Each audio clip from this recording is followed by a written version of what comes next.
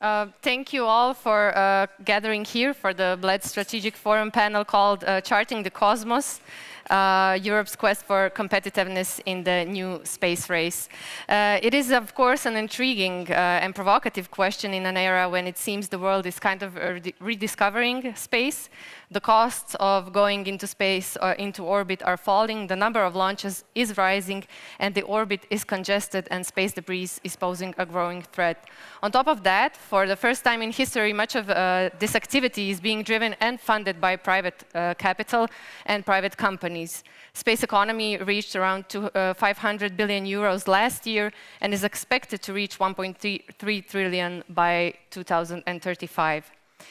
The world's richest entrepreneurs are expanding their business into space, developing solutions and offering services to public agencies like NASA, ESA, and others. According to the Space Foundation, 78% of the growth came from the commercial sector. The first half of this year was the busiest ever for the launch industry, which recorded 149 launches. Of course, this race we are seeing is not only about research and defense, it is also about resources. This raises not only financial questions, but also regulatory ones. How do we protect space, safeguard national interest, and ensure security? As the United States and China compete to dominate the moon and later Mars, the question is, where is Europe?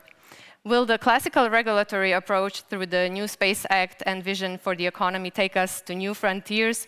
How is the European Union stepping up to these challenges? And how will it position itself in a future that increasingly extends business, exploration, and defense into space? Before we dig deep into space, let us first hear from Josef Aschbacher, Director-General of the European Space Agency.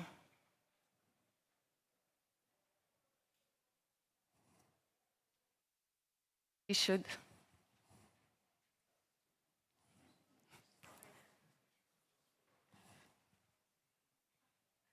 So yeah, we seem to be having some problems.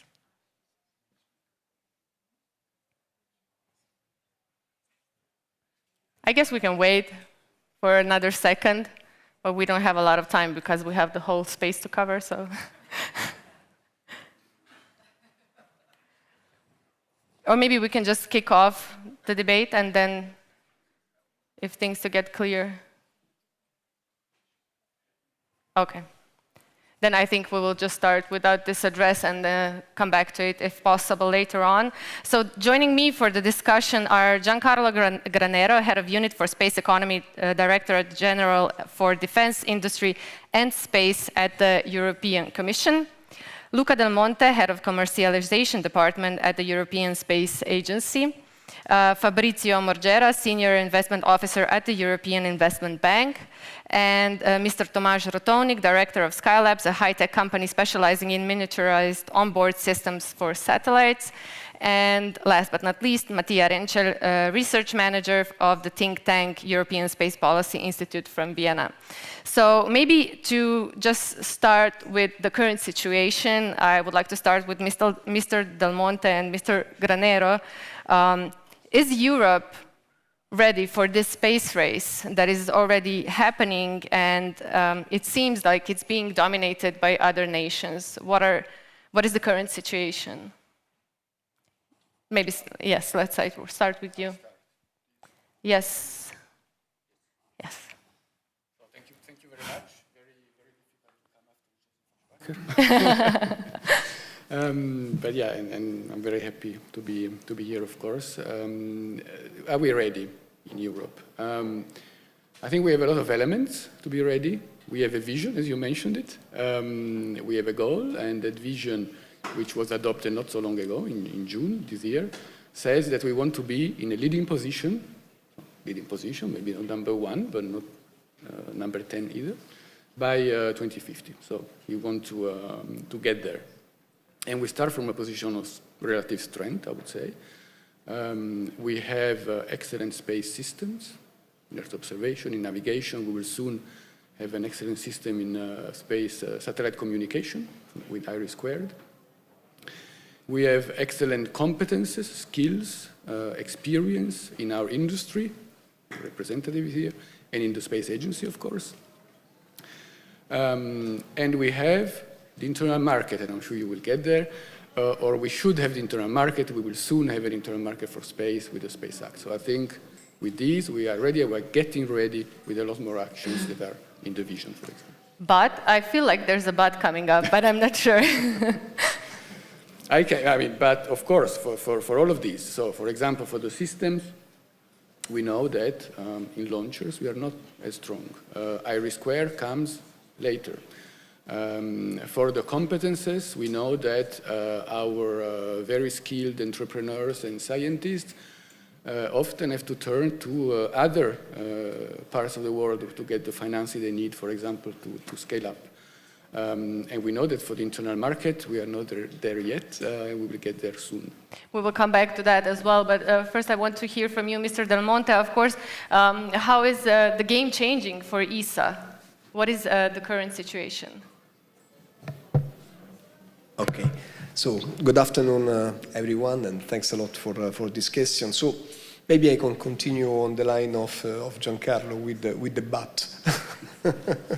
With the but. But is always a good thing to continue. Yeah. No, because I think it's true. I mean, we have a strong industry, but it's an industry who is in a very peculiar situation with respect to its competitors on the other side of the Atlantic, for instance, because it's an industry which cannot really and does not rely on a strong internal captive market. It does not. So this means that it is an industry who must be extremely competitive in order to win on the commercial market the contracts. And there is a strong and fierce competition. So there is a need for competitiveness. And who says competitiveness says innovation, because in the end, innovation is the engine behind competitiveness. And so the but is, yes, but institutions should provide and must provide a stronger market, let's say a captive market or an anchor tenant type of market, and industry must be more competitive. Now, the traditional industry in Europe is very strong, but when a company becomes stronger and bigger, introducing innovation is inherently more difficult because there are very highly codified process to introduce innovation in large companies. While smaller companies are naturally more prone to inject and test and innovate. Why I'm insisting on these two sides? On the fact that this is the real reason why in Europe we need a commercial market. Because a commercial market is what brings us more competitive industry, new actors as well, who can challenge the incumbent, so the existing big players, and can sometimes work together with them. Then would it be safe to say that the main industry players, the big players, kind of fell asleep in this whole space race? Did they maybe misjudge the market opportunities that were lying somewhere? No, it's not a question of misjudging. Well, sometimes, I mean, if you are too comfortable in your nest, and you only deal with the ESA and the Mamma ESA is there always with contracts, of course, let's say, maybe you can miss some opportunities. But honestly, I think that industry has realized now that this is happening more and more, large industry. The proof is that they even have, most of them now, I'm thinking about Thales Alenia, Airbus, OHB, they have their own corporate ventures where they themselves do invest in the development of an ecosystem of startup that then eventually works with them. So I think they know that this must happen, and otherwise we are stuck sometimes at ESA. We don't manage to implement our own mission because we come out with a certain price tag and industry say no, we need 3 times more, 2 times more, and so we need new players also that injects more competition and new blood. Mr. Rotovnik, you are one of the new players, let's say a smaller player. What are your thoughts on everything that is happening in the market currently? Thank you very much. So Since I came from the technological company, high-tech company, I will first provide probably technical inputs on that matter. As was already explained from my speakers here today, I totally agree with the already given inputs, but I would additionally add the fact that Europe is really lacking now a little bit on technological matter on specific topics, not on all areas.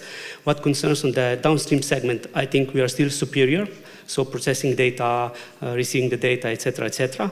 But what concerns the upstream segment, space segment, there are still some core key technologies where the Europe is lacking. One of those are, of course, transportation technologies. We are totally aware of that. I know that Europe is, or ESA is heavily investing in this area already. I also believe that there would be even better results in near future on that matter. But we need that. We need that at the end, because control of the orbits at the end is today the lever of the power at the end. So we all know what is the geopolitical tensions in the last 2 years. I think the story is now upside down. And we need to also master all technologies. I think Europe needs to master all technologies at the end to be prepared for the future, for the next stage. And of course, if I'm already talking about these technical things about transportation technologies, I would additionally, for example, expose to things that are still not yet in the production, or they are still not in the testing, or they are still in the testing, not yet in operational environment, and we are talking about transportation technologies. There are actually nuclear propulsion systems, for example, fission engines for the deep space missions, for example. On the other side, propulsions for very low Earth orbits, for example. And this is something that Europe is still on par with other competitors. And I think those two technologies in the future, I think, could be also a game changer on that matter, what concerns the transportation technologies, let's say. So basically, there's a lot of PR we are seeing from across the Atlantic. We are also seeing a lot of investments. How much do we have to, Europe, the European Union and ESA, ramp up those investments in order to catch up in the race? Yes, definitely. I think this is inevitable, that the funds for that needs to be increased. I mean, the money spent last year for the space research, for example, I think 95% goes to the United States. 10% was only invested from the Europe side, and this is obvious. If you want to be on par with the technology achievements in the future or state-of-the-art technologies, we need heavily start investing more in that matter, since that I think last year already half of that money was spent for the military purposes. And of course, but there is a question. If we will increase the funding on that matter, it still needs to be thoughtfully spent. Since we are at the funding topic, I would like to continue with you, especially because we know that EIB is a European bank, of course, investing in all European projects. How big is the space portfolio at the bank currently, and how is it rising in the past year, 2 years? Okay. Good evening, everyone, and thanks for the invitation.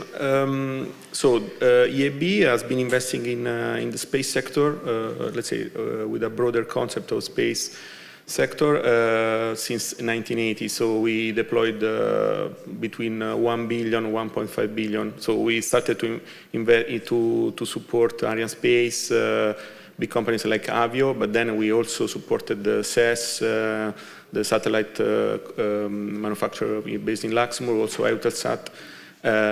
So let's say large corporates, and we are still supporting them through corporate loans. Since 2020, we have started to invest also in the so-called new space, and we have started to invest. For example, the first two companies were Spire Global and The Orbit, one based in Luxembourg, the other in Italy. And afterwards, we have invested in other 6-7 companies, and this year we can doubling the investment portfolio, because many companies became ready for us. Ready for us means that in the upstream sector, they need to have the so-called flight heritage. So they need to have proof of concept already in space. And for example, we have 6 companies that became eligible in the upstream. And on top of it, we can invest also in downstream, which is even more, even bigger. And we have additional 2 or 3 companies in the pipeline. So I would say from equity risk, we are taking more risk, even investing in startups.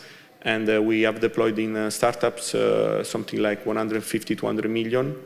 And the additional 150 can be deployed in 1 year only.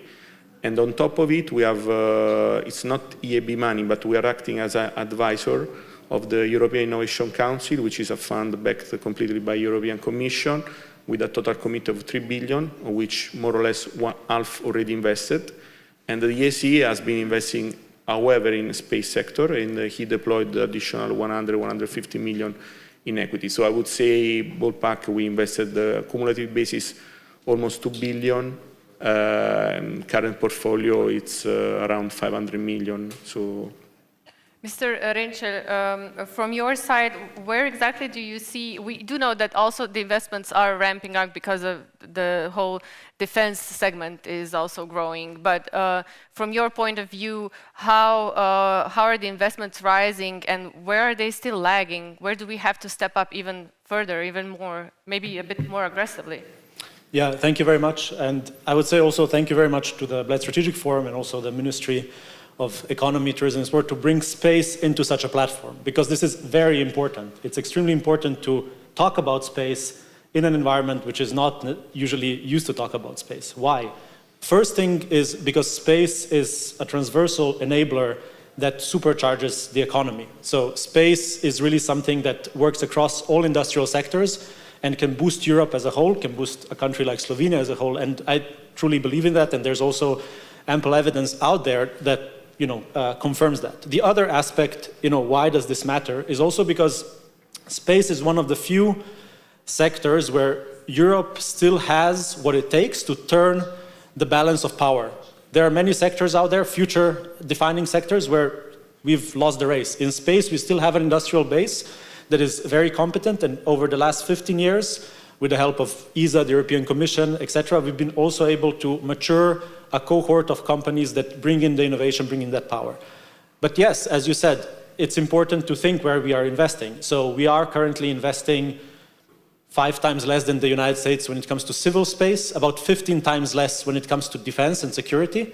So obviously, we have to, also in view of the geopolitical context, ramp up the security investments. But doing that, we also have to make sure that sovereignty doesn't become an excuse for competitiveness. Because if we talk about sovereign solutions, they should be solutions that in the future will be able to export. That in the future will be able to say, we have the best ISR system in the world. And I think for that to happen, we really need to make sure that innovation, as Luca said, is at the core of everything that we do with this new wave of investment. I think that's a big opportunity for newer companies, innovative companies, to really bring that innovation forward. And ultimately, then it becomes a question of vision. And I think it's very good that we have a vision that Giancarlo mentioned. And I would be more bold and say, if we say it's about leadership, then it means it's about being first. So for me, leadership means being first. And the other aspect here is speed, because I think in today's world, which is also propelled by private investment, complementing the public investment, which still is about 80%, but speed matters more than ever. It's about taking the market, creating moats towards your competitors, and I think we have to be aware of those 2 aspects, vision and speed, as really key solutions and key building blocks for Europe's space economy to grow. When talking about speed, can the Space Act be something that helps with the speed, or is it something maybe that will take too much time to implement? I mean, I think it's part of the package, but I think the Space Act in itself will do nothing. I think we need a package that includes the Space Act, but also that includes serious commitments at the next ESA ministerial that go beyond what is business as usual, and we also need strong support for the next MFF, for the operational programs to continue and scale with the European Commission. And I think we will also have, what we will see, we will have an increasing interest from member states to also develop their own systems. So what we need to ensure is that these systems are able to federate, to work together, and that sort of we ensure that there is a European approach. It doesn't mean that there is, you know, one boss at the top of everything, but where every country, every sort of every mechanism that we have in Europe is used to the best extent possible in order to build a European way of doing space that can disrupt, because we have to disrupt in order to win back the markets that we lost. We were leaders in commercial space in the late 90s, early 2000s. Now we are no longer there. Why? I would say lack of anticipation. And as Luca said earlier, when you're too comfortable, when you're in the leading position, it's you're the one that you're the one with the target on the back. So others disrupt you. That cycle of life, you now have to disrupt them. Mr. Del Monte, yes. No, thanks. Not Matija is calling me in question, and obviously I agree. But talking about the ingredients, no, the recipe that you mentioned. There is Jeff Bezos was saying that, just to mention our competitors, that if you want to be successful in business, you need 3 ingredients, that is talent, capital, and patience. And I think for space we have talent, capital, and speed that you were mentioning, and also is an essential question when you are on business, and you need to reach to the market quicker and faster than your competitor. You have to hit that market. Now, what happened, I think that the difference is that, and we are learning a lot from what has happened in the US. I'm not saying that we can replicate or we want to replicate, because I think that we cannot simply mimic exactly what has happened 25 years ago in the Silicon Valley, but still we can learn something from that, and we can adapt and derive our own European approach. And I think that we often think about, yes, I mean, Elon Musk is bringing his own capital, a lot of private money, can afford that. Certainly, yes, but this is not the essence. We are looking at the finger and not at the moon, actually, there. Because the real difference, what these guys has brought in, and I'm thinking about these, the Bezos, the Musk people, is not just private money, which is important, but it's a different risk-taking approach, which was totally ignored in the space business in Europe. I mean, they have brought in, it's really the convergence of the digital economy and space industry. They have brought in the approach that you go to the market with your product, your service, even though you know that this is not perfect yet, but still you have to be there, and then you will make it perfect at the next round. And we all know that when we buy our mobile phone or a software, we know that in a few months there will be an update. So now this type of approach that these guys has injected in the development of their rockets, and that we see it every day on the first page of newspapers, he has blown up on the ramp or on the launch pad, or he has been successful after 7, 8 exams.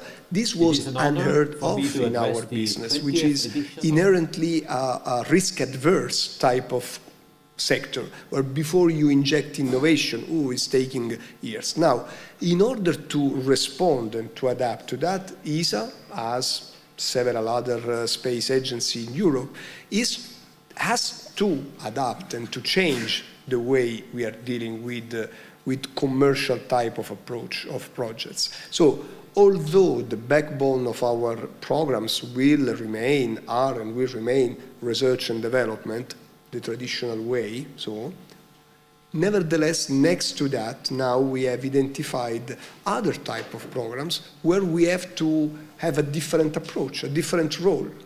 And in particular, we have identified 3 new roles that we take up in different commercial projects. First one is the role of customer. You may say, well, it's obvious. I mean, you simply buy. It's obvious, but not that obvious when you are an R&D organization, when the mindset of your people is engineers for whom everything has to be perfect and according to the spec, nothing is good enough. Well, now we are learning to buy off the shelf and more and more. And this is important because it's good to have companies that have developed something new, but then they have to be capable of industrializing that product. That means replicating it at scale. And if, on the contrary, you ask every time a new version of it, this can never happen. And this is the first thing. The second one is being a partner. A partner means that sometimes we place a contract even though the product is not there yet, and well, we commit to buy upfront a series of that service. This is something that we were not capable before.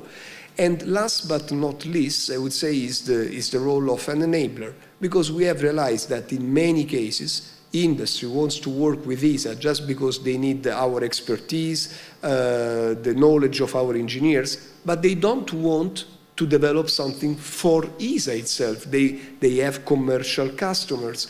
And so it's useless to impose to them our own standards. But won't the Space Act be doing just that? The single market rules, won't they be doing just that? SpaceX has developed things in a different way in the end, so they don't follow the so-called V-shaped approach that we have typically in our standards in Europe. That means going through review after review, but they go on the ramp, they test it, it works, it fails. So it's a different way of doing things. It's more spectacular, certainly. I don't think that we can afford that way handling public money, honestly. This would backfire. So we have to find this adapted approach that I was trying to introduce to you, where we are rather a partner, where we leave industry more responsible, because we think that industry, especially in countries like Slovenia, has demonstrated in the past 10 years to have matured substantially. I mean, we were discussing before this panel about all the progress that industry in this country has done, and it's impressive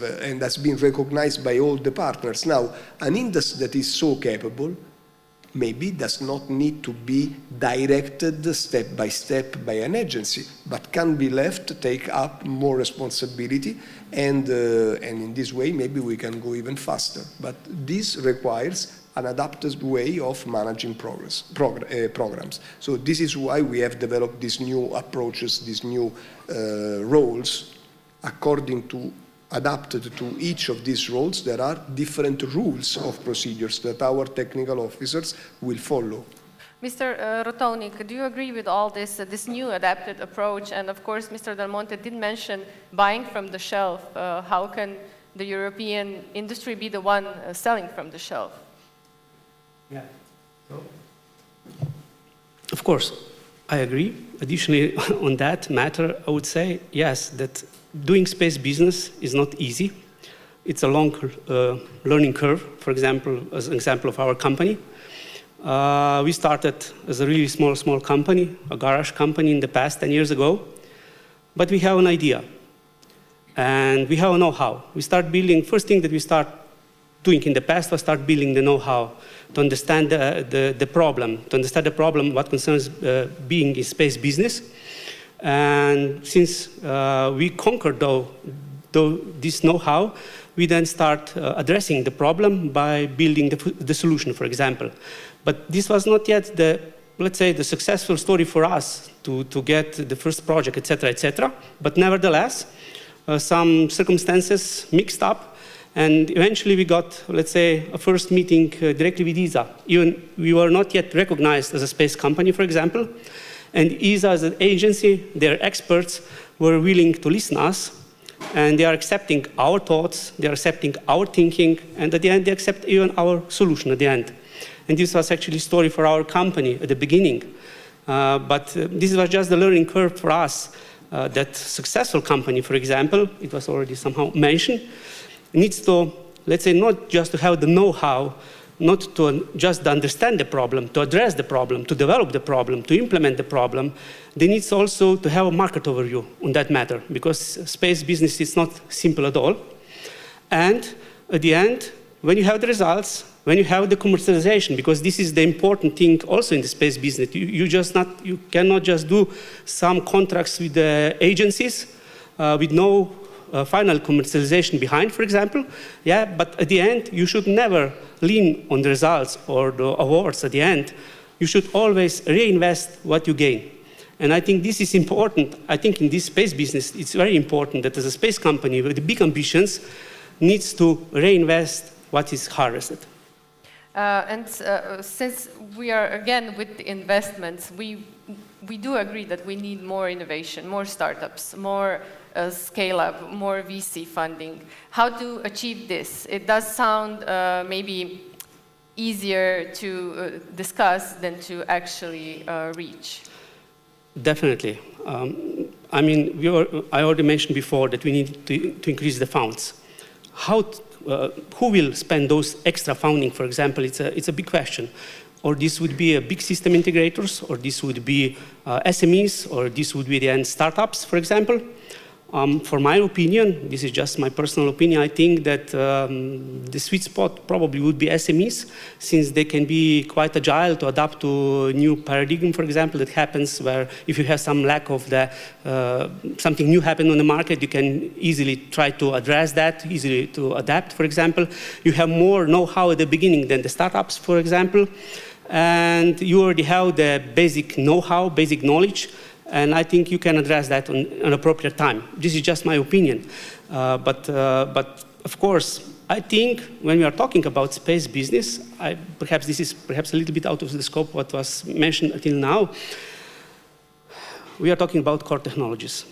And at the end, the common denominator of the, let's say, core technologies are at the end also semiconductor technologies.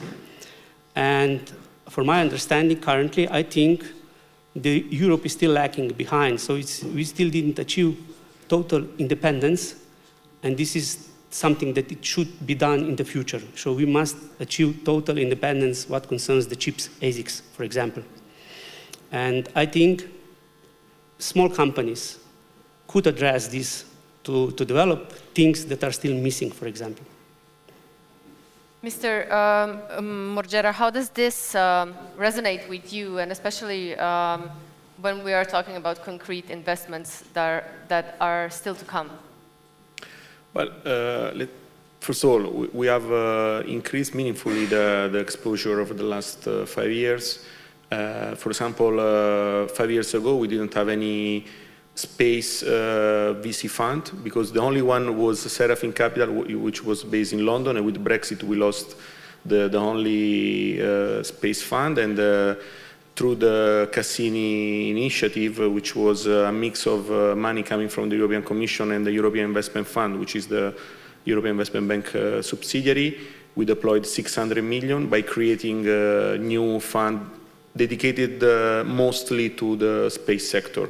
So let's say in the market, so far there are 600 million more equity, which are available. Something has been deployed already, but there are more money coming from the startups and the scale-ups. On top of it, we enhanced our venture debt, which is a 5 years bullet loan, and we have deployed 200 million already, and as I told you before, we have already 150 under pipeline. And thanks to the European Commission ESA, we see that there are more opportunities, because, for example, when we look at the profit and loss of startups, we don't consider the grant as a revenue. But, for example, if the new approach of ESA is to be a marketplace, so basically a client, of course, for us, this is a recurring revenue. It can be considered as a revenue. It will have an impact very important for us in the appraisal. So for us, ESA can be a reliable client. Before, it was just a grant provider, or, for example, the acceleration program of European Commission is just 2 years, so we cannot consider the grant as a revenue.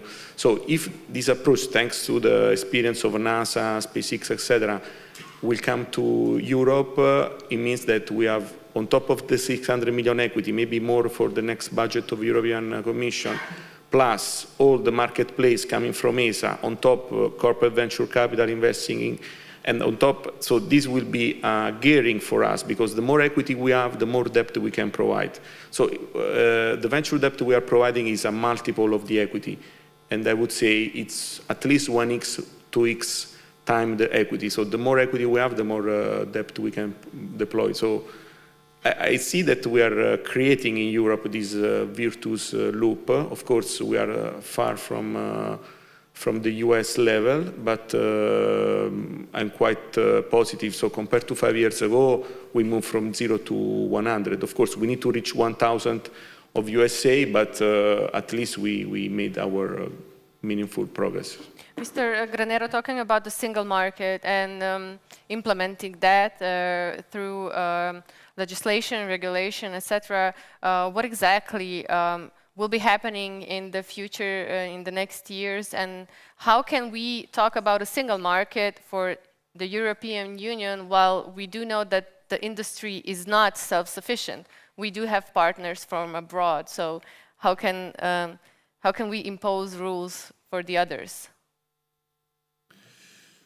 Maybe before I get to that, I will get to that, but I would like to resonate maybe what I heard here, because it's super interesting and it really aligns with what we keep repeating, both on space and on defense, by the way. So we need to spend more, we need to spend better, and we need to spend European. We need to spend more, that's very clear. There is a huge gap in public investments compared to the US and China. China is probably overtaking us now. But also in private, in VC, and that's what Fabrizio just mentioned. For the next financial framework, which goes up to 2034, we will have in the proposal of the Commission, which is now just at the beginning of the negotiation with our member states, we proposed a 5-fold increase of the budget for defense, space, and security. Not space only, but that envelope. 5-fold increase. In a moment which, from the budgetary point of view, is not easy, because the European Union has to repay all the loans of next generation EU. So that's a very strong signal. So that's the contribution of the Commission to that debate. For the more, we need to spend better, and that links a lot to what Luca said. Better means not solidifying certain structures that we have today, but rather using the procurement, notably, in a more innovative way to stimulate innovation, to stimulate new entrants, and to open a bit the market and allow commercialization. We always say the public institutions could be the anchor customer. So you give a contract, you give stability, and with that, the companies can get other contracts and grow. And then we have to spend European. And European can mean at least two things. I would say one is what was just mentioned in terms of critical technologies. Space is a sector where we cannot afford excessive dependencies. And we have several tools to address that. One is the Observatory for Critical Technologies.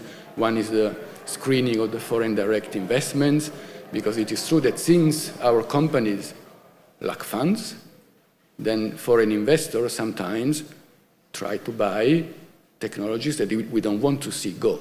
So that's a very critical instrument. And the second part, and then I stop, on the spending European is, we shouldn't forget that in Europe, more than 40% of the public funds are national. And about half of these is spent nationally. So there is a certain fragmentation that we have to address. And one way we propose to address it in the vision is to have what is called a Space Team Europe. Or rather two ways. One is the Space Team Europe, which is this high-level forum. It would include the Commission, but ESA, it would include the industry, it would include the member states critically, and it would really try to define a common plan for the space activities on how to spend this money. And the second one, it is as important. Certainly that we have in the EU a cycle of coordination of economic policies, the so-called semester, European semester. In there, for the next MFF, we proposed a competitiveness coordination tool, which would do exactly that. A lot of money spent at national level. It will be the case also for the next MFF, because the national partnerships will be the largest share of the EU budget. So we have to align it with the spending on space, for example, and on other sectors, of course, at the EU level. So what exactly does that mean in practice? It means that it would be embedded in these economic semester discussions between the EU level and the member states level. And there would be a mechanism whereby we try to really avoid the application so that a member state, which remains sovereignty and they can do whatever they want with their space budget, but we try to avoid duplication and see, on the contrary, where we can build synergies. Because again, the budget is still smaller than our competitors. We have to use it the best we can. And then when you're talking about the budget and, of course, spending more in the future, we do know that the European budget is something that is still being negotiated and will take some time until it is fixed and finalized. And in the meantime, the competitors are continuing to develop and to kind of dominate the space race. And we do know that the European Union is competing with the richest people in the world. And on top of that, with the current administration that is quite favorable towards them. So when talking about this race, what possibilities does Europe have to add speed into this, which we already said is a very important ingredient? I think that what Luca mentioned is very important. I mean, these different ways of doing the procurement and being the anchor customer really can stimulate this innovation ecosystem that today, it exists, of course, but it's not at a sufficient scale to be really competitive with other partners. I think that would be a key ingredient. And then, of course, I think the other ingredient, and I come to your original question, is that in a market of 27 member states, I mean, even beyond space, any company will find a challenge of, establish itself or provide their services or sell their goods in these 27 different frameworks. So there are a number of tools which we are putting in place, not necessarily only for space. And I give you one example, which is horizontal, is the proposal upcoming for next year of the 28th regime, which means you will have 27 regimes of each member state. But if you want, you pick the 28th, which will be uniform for all, and then you can access the market through that new door that would be open. So that would be for all companies. For the space companies, of course, then we have the specificity of the Space Act, which is now at the initial stages of negotiations as well with Council and Parliament.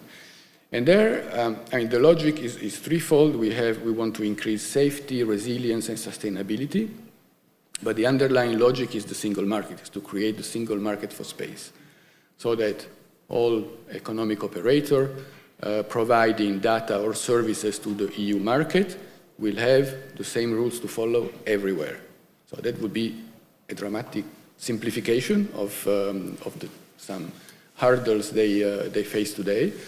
And of course, that would apply also to non-EU operators who want to provide data or services to the EU market. So there would be a level playing field for all those competing in this area. But is Europe currently in a position to maybe to enforce its own rules to top players? Because we do know who will be the ones that we need in order, at least at this level, in order to access space and also to continue research, maybe. Can we impose these rules I would to say SpaceX? Definitely yes. I mean, take another example. We defined our own rules in the digital area, where, frankly, who are the companies?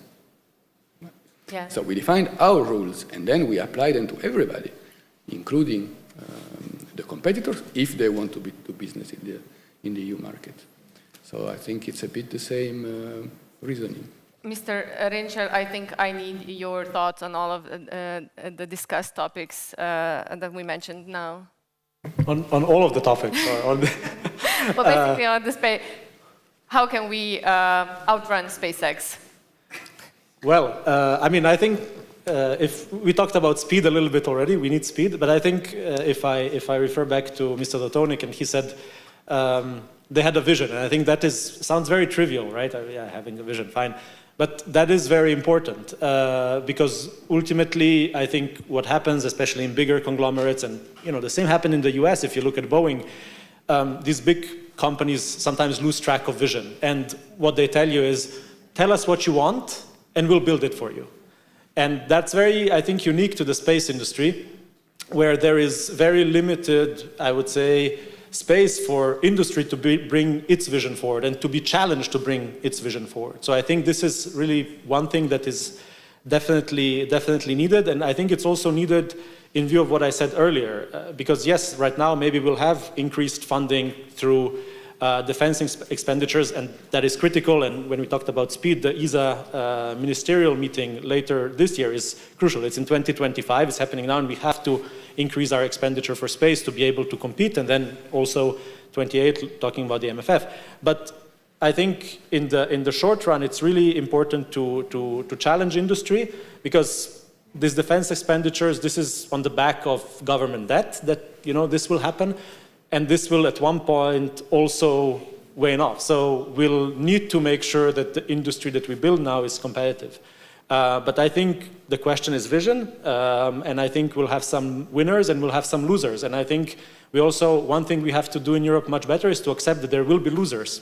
And we are not able to accept that somebody will lose, because then some countries want to protect their own, let's say, their own champion or their own construct, but we have to accept that if you want to compete with Musk and Bezos, well, you can only do it if you are first very, very competitive and you foster cutthroat competition internally in the internal market. And how to make this internal market agile, fast, not full of bureaucracy. Maybe Mr. Rotovnik, you probably understand this from your point of view, from practice.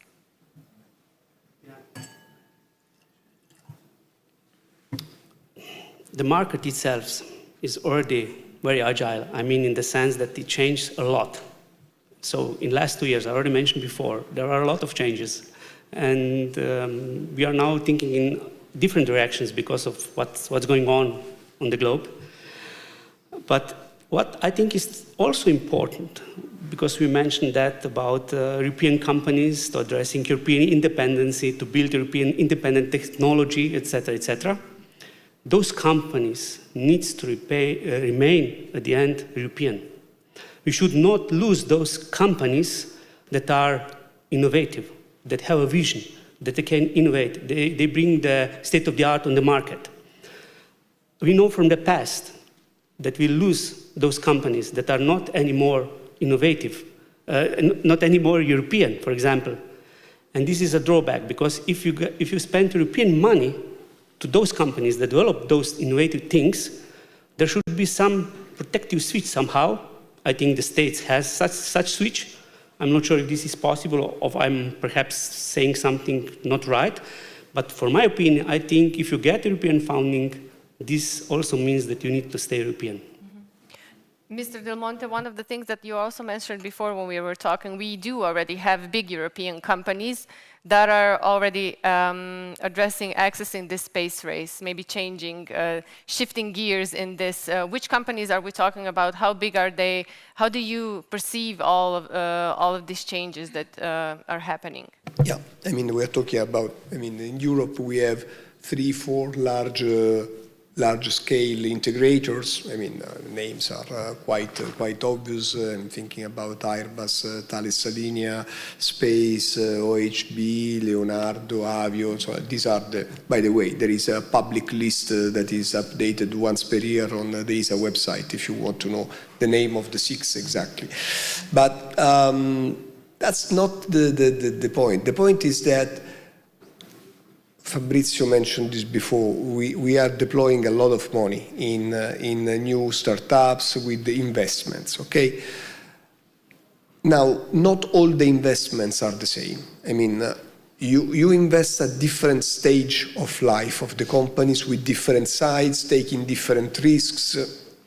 I think that we started looking at what was happening in the States, and Matija with the SP has helped a lot in monitoring the situation, and we were saying, wow, it's amazing. They were, I remember in 2018-19, at 12 billions of private investments in space, and in Europe we had 600 million, so ridiculously low compared to that scale.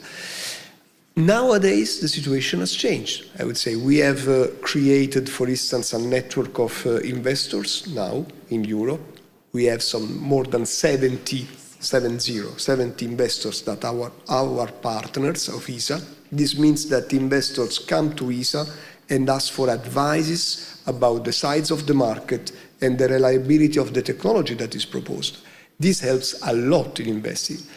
So the situation today is that when we look at venture capital, I must say that's not that bad in Europe for space. Of course, it's difficult, but still we made, I mean, just to give you last year figures, Europe plus 66% private investment in the venture capital segment.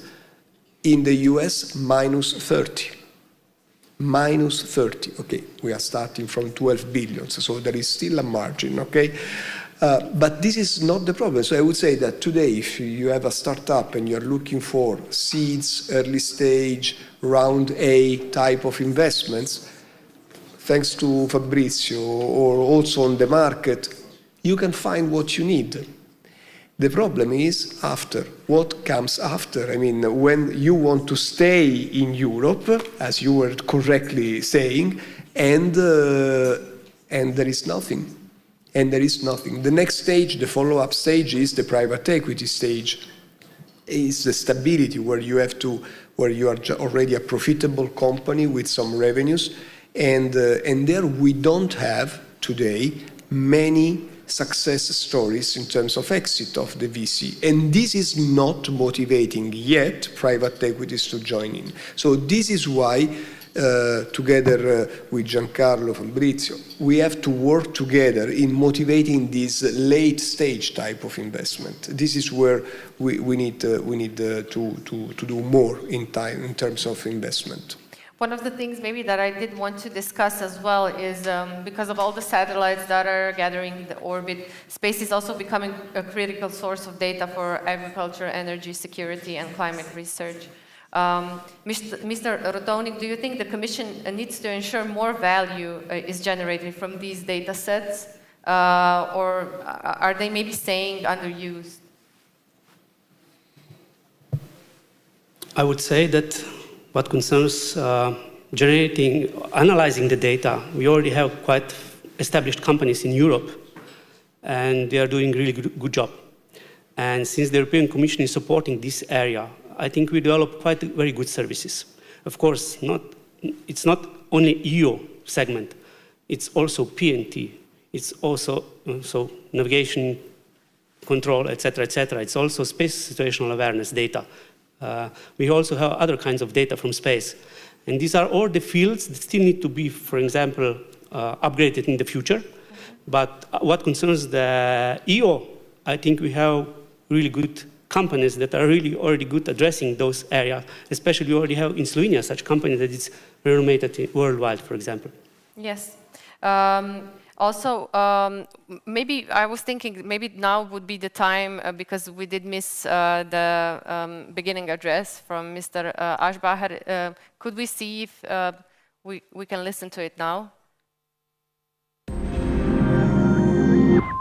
Dear State Secretary Frances, dear distinguished participants, ladies and gentlemen.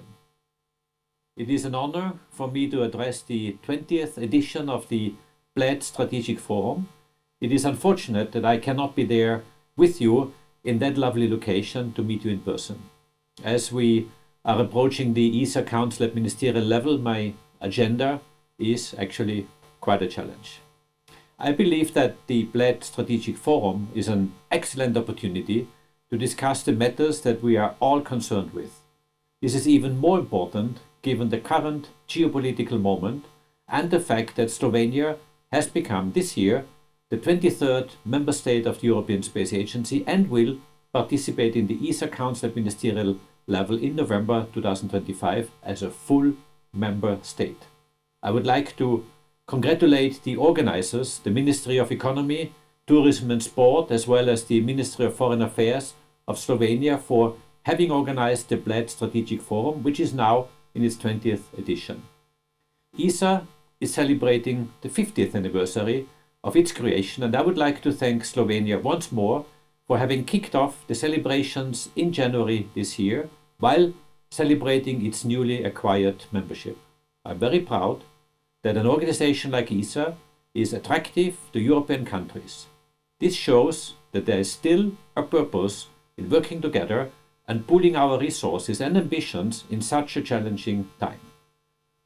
Space activities are key as we tackle the challenges ahead of us and can contribute to solving them.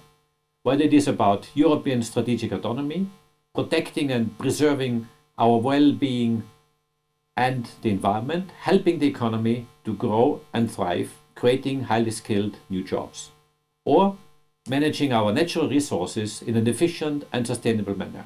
Whatever the challenge ahead, space assets, technologies, and data are there to provide a significant contribution.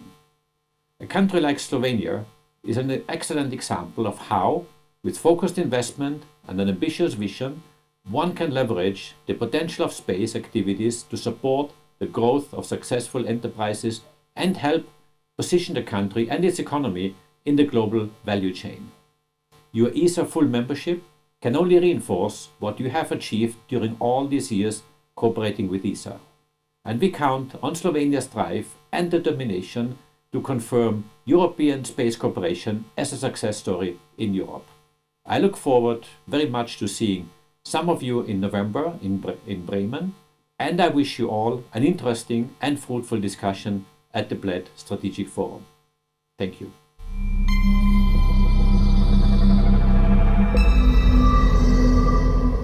I think before going to Q&A from the audience, I did want to discuss one more thing which is becoming more and more important, and that is space waste, or maybe sustainability as a core issue for Europe, and especially the European Commission. It's always trying to work with that. We do know that space waste is becoming a big problem, but could this segment maybe be a market opportunity for European industry? Maybe if we start with you, Mr. Granero.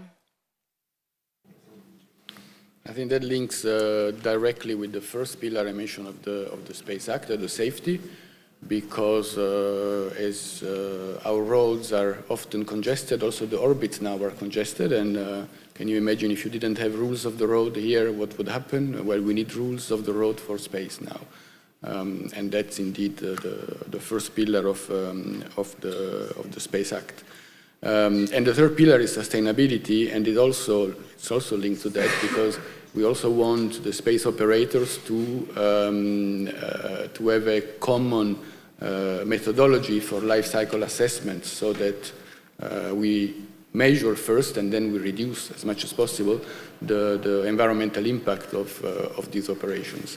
Of course, this is vital because, as it was said, space is transversal, is really enabler, but it has become essential to basically most, if not all, of our economy, and we need to keep the orbits available and functioning. So that's really, really important. And as I said, it will apply also to non-EU operators who want to operate in the EU market. Yes. And Mr. Del Monte, how is ESA keeping track on everything that is happening in this area? Yeah, because what Giancarlo says is very important. Rules of the road, but then you have to implement these rules of the road, and the implementation resides on technology, actually. One aspect of the sustainability of space passes, for instance, through the autonomy of spacecraft in avoiding collisions. And this means implementation of artificial intelligence and detection and other types of sensors on board the spacecraft, because you cannot, I mean, especially with the proliferation of spacecraft and the debris associated to the spacecraft, you cannot rely exclusively on human in the loop on a control center. So that's a lot of emphasis today on autonomy and artificial intelligence, and associated to that, you have also to have powerful onboard computing, which is something new also for space. I mean, who is working in radiation-hardened type of microchips and computers knows how difficult it has been to develop this type of computing power in orbit, so what we call edge computing.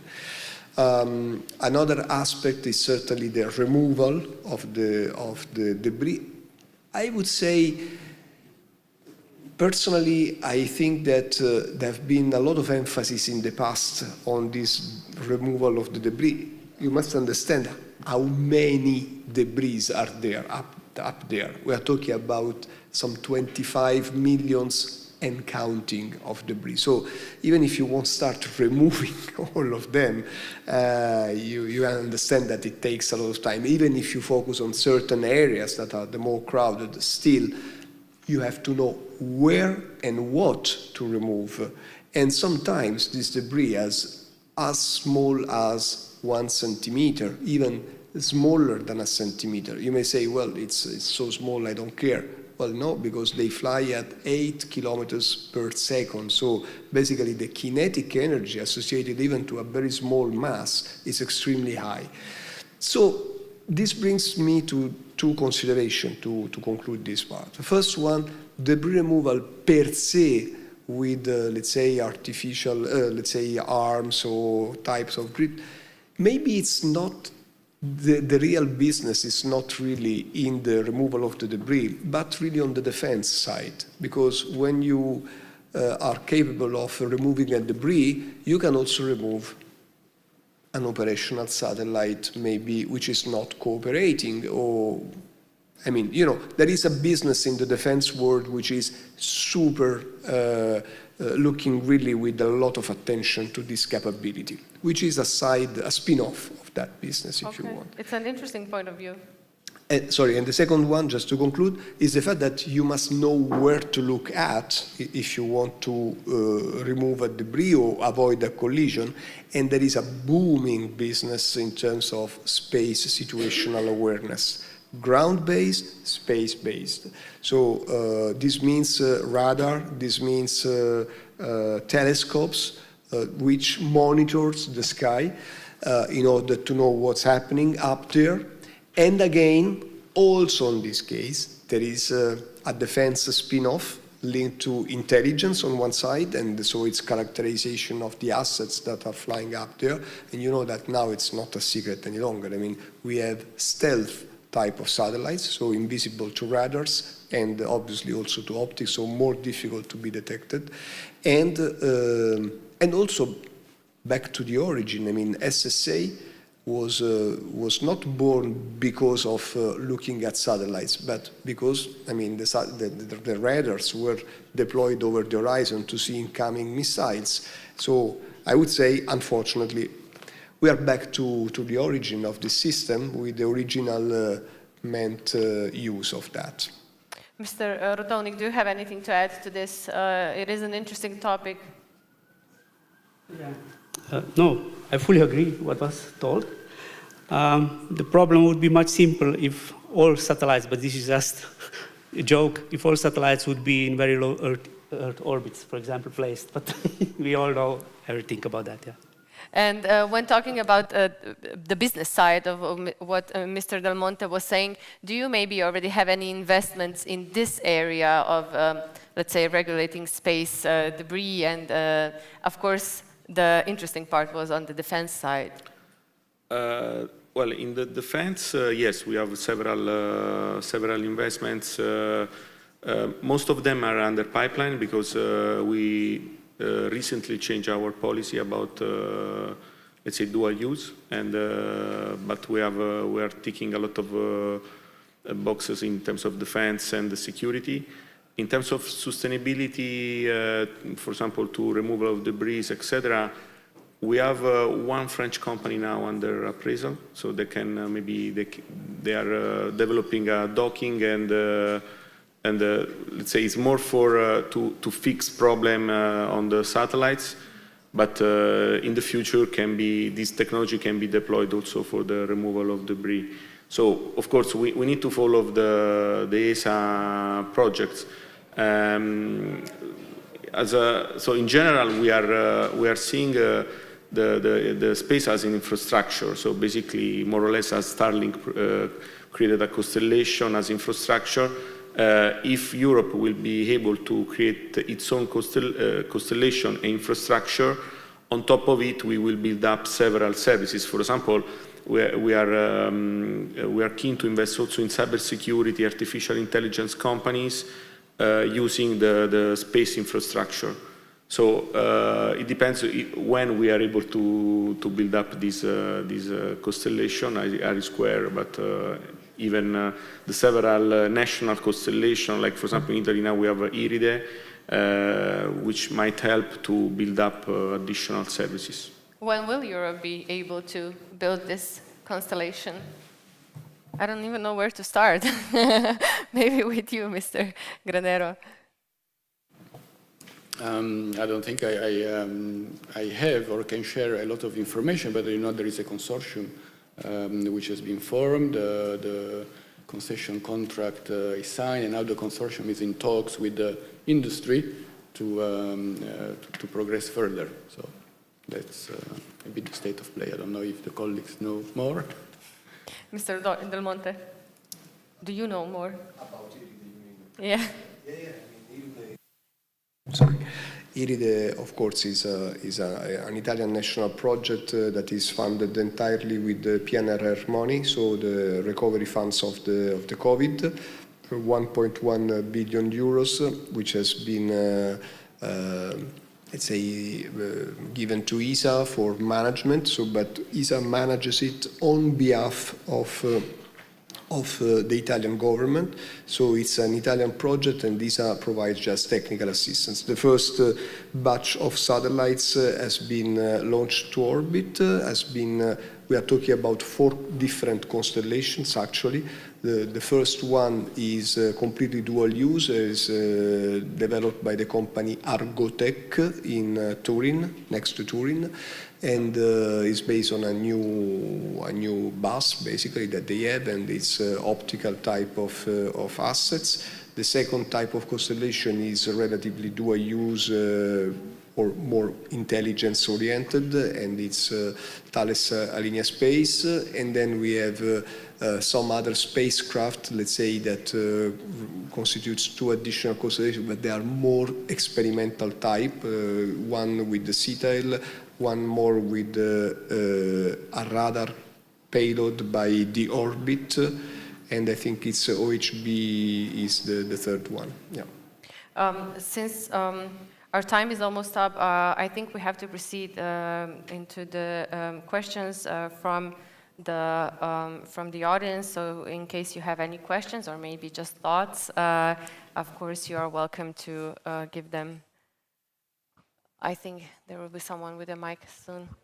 Hello, my name is Hao Nan from China. So given the intensification and also acceleration of the new space race between China and Russia on one side and the US and its partners on the other side, so where European Union continue asserting its strategic autonomy, but if it doesn't run out in this new space race, where European Union go back to strategically dependent on the US again, and another thing similarly that where European Union bring in its traditional normative power and regulatory power into this new space race, as it demonstrated, say, on AI and digital technology. Thank you. Could you maybe just tell us who are you referring your question to, or do you anyone who is interested? Yeah. Okay. Maybe I think Mr. Del Monte and Mr. Granero should probably answer this.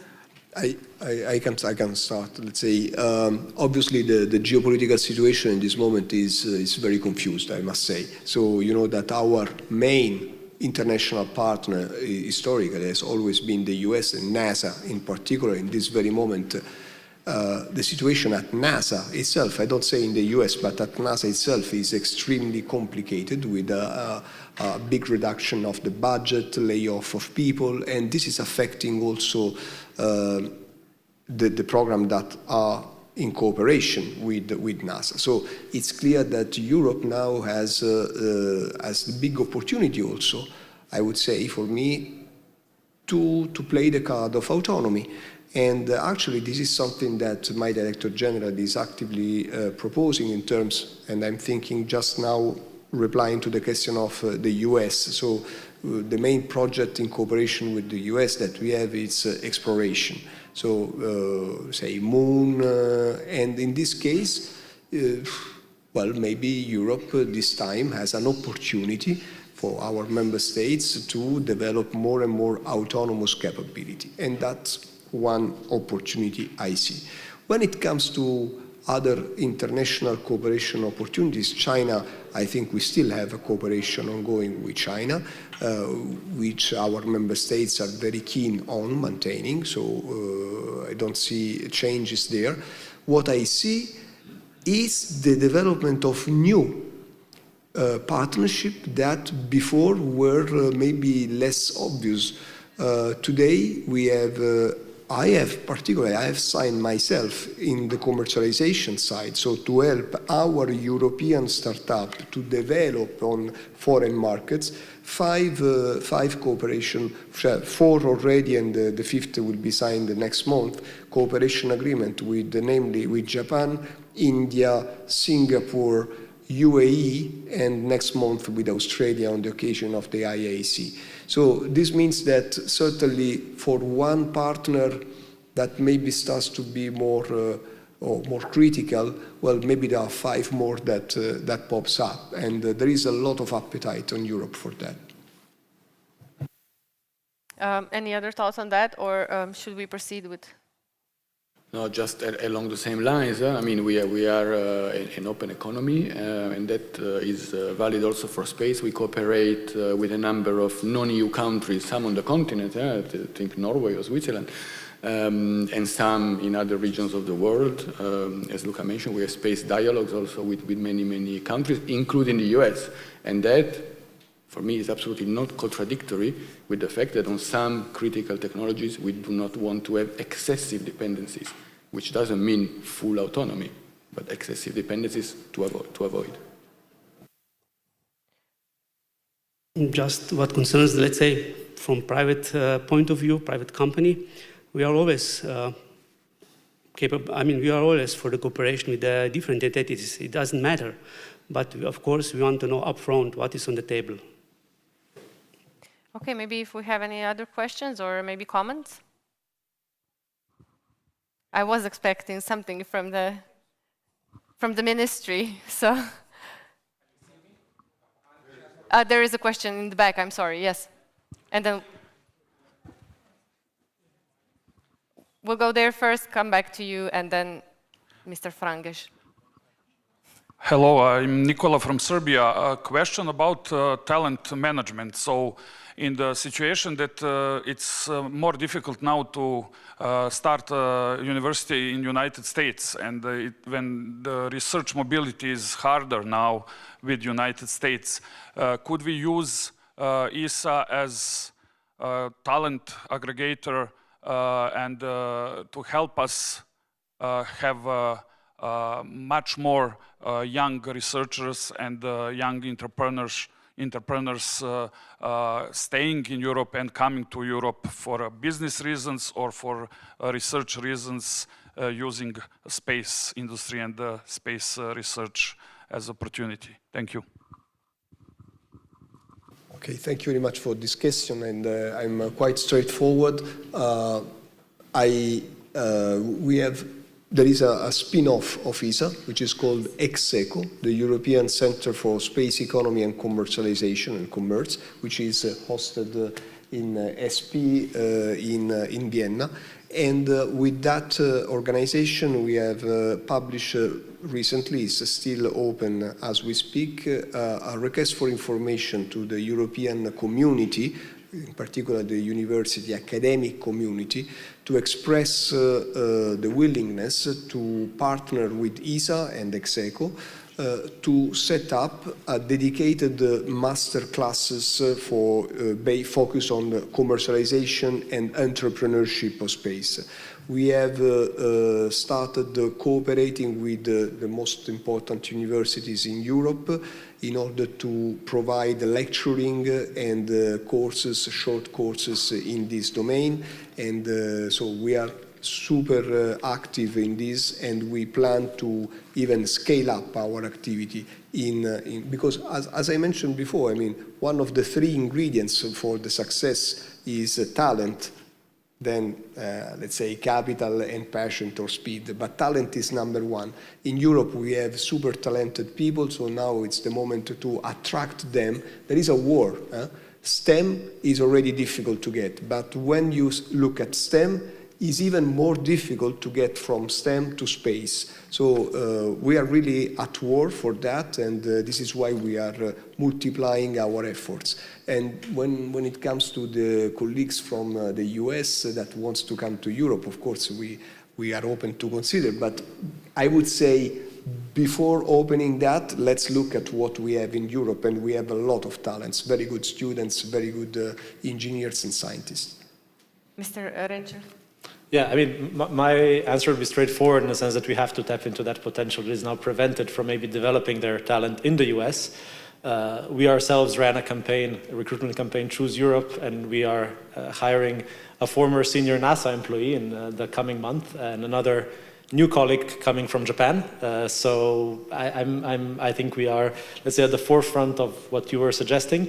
But I think beyond that, and if I may use the opportunity and the privilege of being Slovenian and being in Slovenia, I think for Slovenia also with its foreign policy looking towards Western Balkans and now the industry being fairly developed here, already being a full member state of ESA, I think it's also an opportunity for Slovenia to, let's say, position itself as a maybe leader, as a gateway towards that region, which is also full of talent, and develop also our industry with the help of that talent, which I'm sure Mr. Rotovnik also knows. It's not easy to get the right talent into the companies in Slovenia, and I think we have an immense opportunity for that expansion, because ultimately, both from a European perspective and from an ESA perspective in particular, when you're not expanding, it means you're standing still, and others are taking your piece of the pie. So I think we have to look towards talent that is now available because of the developments in the US.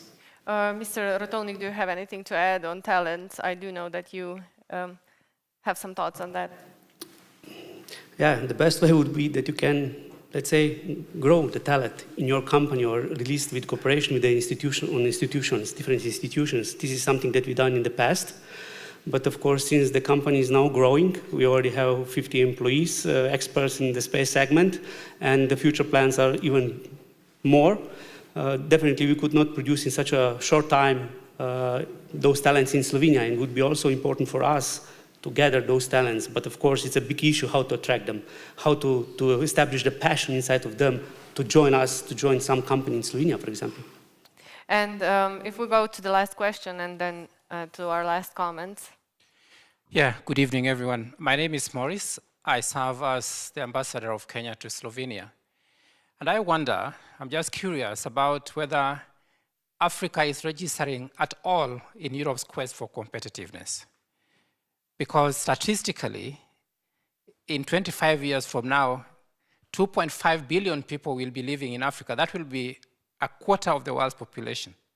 At a median age currently of 20, that is young, that's a market, that's talent, that's all these things that we are talking about. As some of the fastest growing economies in the world and with rapid urbanization, some of the things we are talking about for agriculture, whatever, these are to be consumed in Africa. I'm just curious whether it's registering a lot at all in Europe's quest for competitiveness. Thank you. Mr. Renčelj, would you like to answer this question? Yeah, I mean, I think maybe just from my point of view, the answer is yes. I think Africa is very important in Europe's future competitiveness, both as a market, but also as a driver of for talent. And I think, I mean, this is more of an institutional question, but I also know that on the side of the European Space Agency, there is fertile cooperation with the African Union on the question of using space, but not only using space in Africa, but also developing the industrial base in Africa that can then mutually benefit both European and African future competitiveness.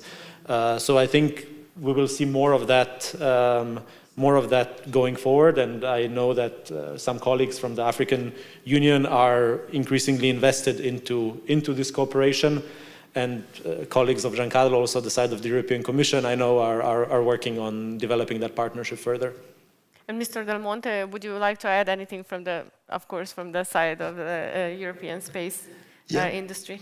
Yeah, indeed, as Matija is correctly saying, we are quite active already in cooperating with Europe, with Africa, and I really would like to underline with an approach which is capability development oriented. So we are not pushing our companies to sell more. That's not our business. We are not business developer, but we have institutional type of partnership. So we want to help developing capabilities in that countries that eventually are based on solutions that are provided by Europe. That goes without saying, but let's say we are really focusing on that.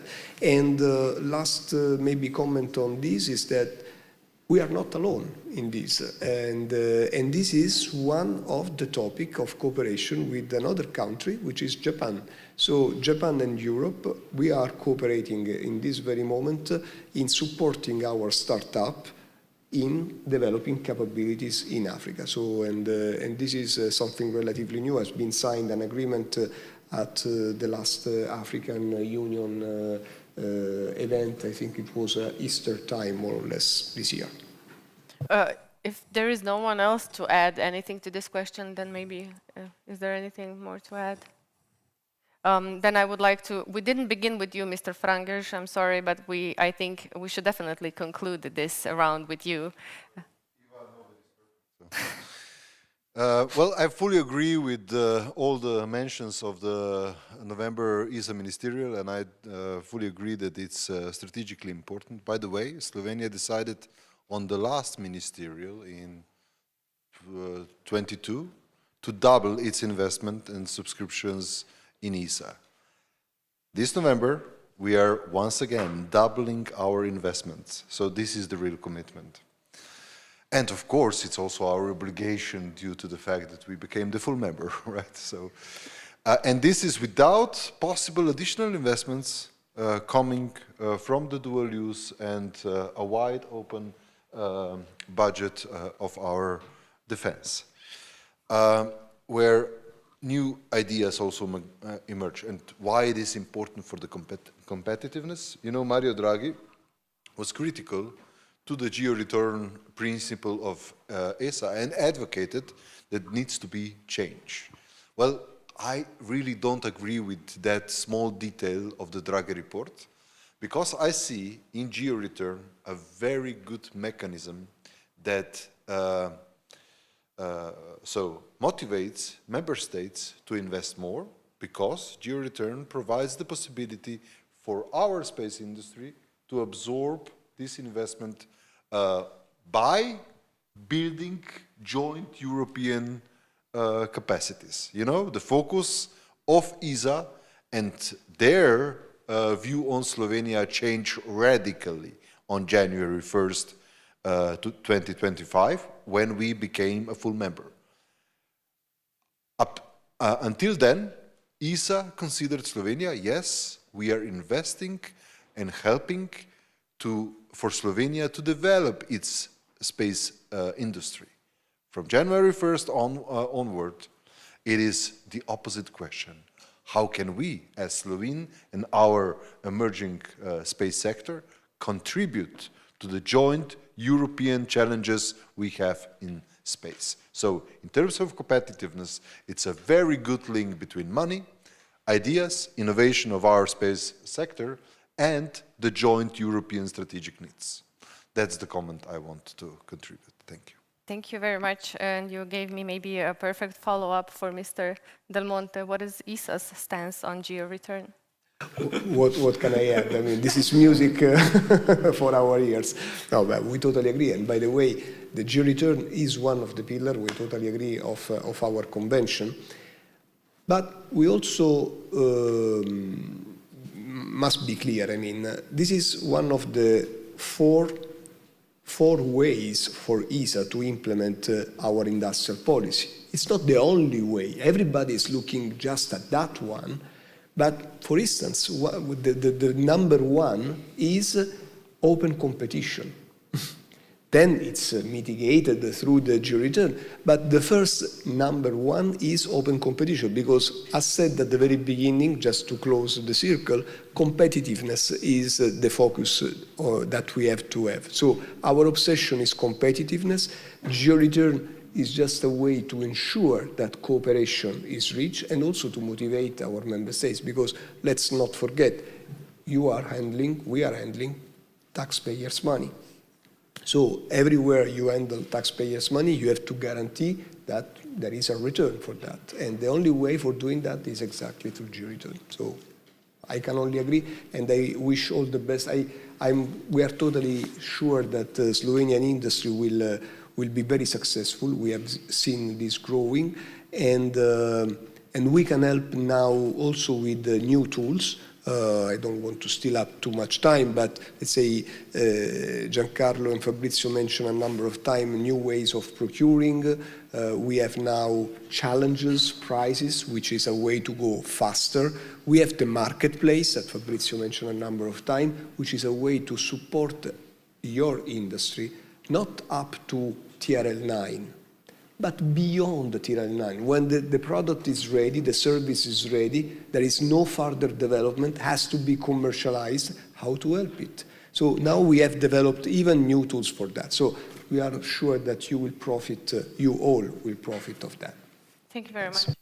And then if we go to our short closing remarks, I would like to conclude with the citation from the ESA report about investments. Of course, North America has been capturing nearly 50% of global investments in the infrastructure segment in the past 3 years, with Blue Origin, Maxar, and SpaceX together making 55% of the US value.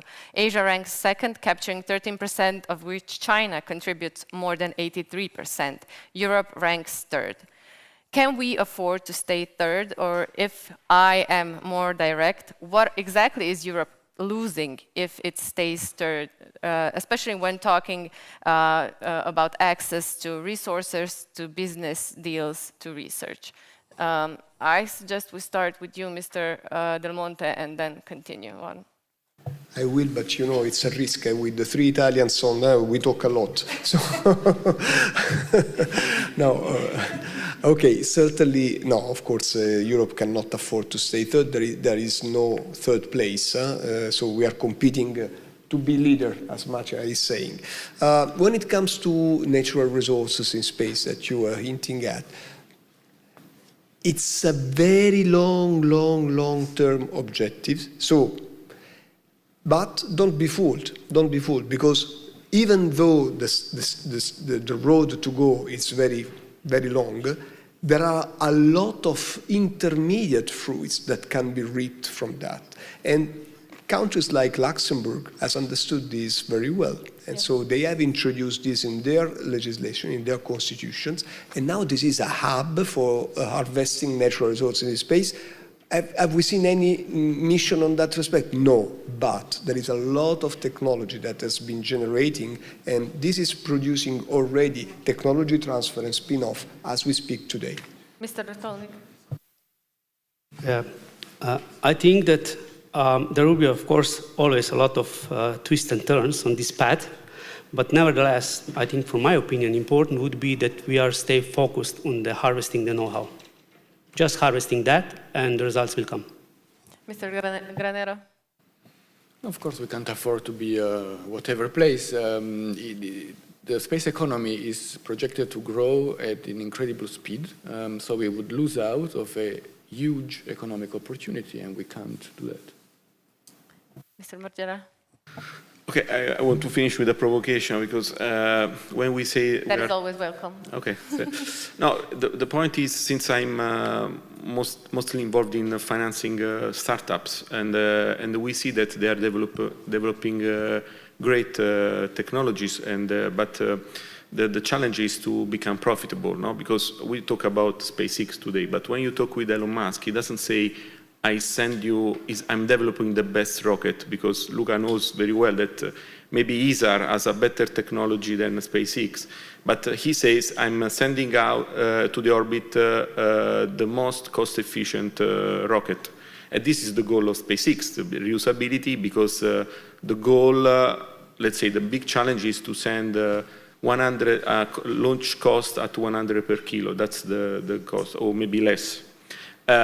So my point is we should invest, and this is also linked to the competitiveness of Mario Draghi, we should invest in something that is privately driven. So most of our incumbent in Europe are state-owned companies, so Leonardo, Ariane, Space, etc. So in my view, most of the money in the future that will deployed in addition from ESA or European Commission should be deployed to the new incumbent, maybe the new startups becoming like SpaceX, big conglomerates, because if you have a privately mindset, you will be driven by more competitiveness and more profit, less cost, so more cost efficient. That will bring a sort of virtuous loop in the future, which maybe Leonardo and Arianespace will have anyway, but they don't have the three ownership, accountability, alignment of interest that any private player could have. So my point is, if we want to win the race, we need to invest in private companies or privately driven companies. So this is my... Mr. Renčelj. Yeah, thank you. European, of course. Thank you.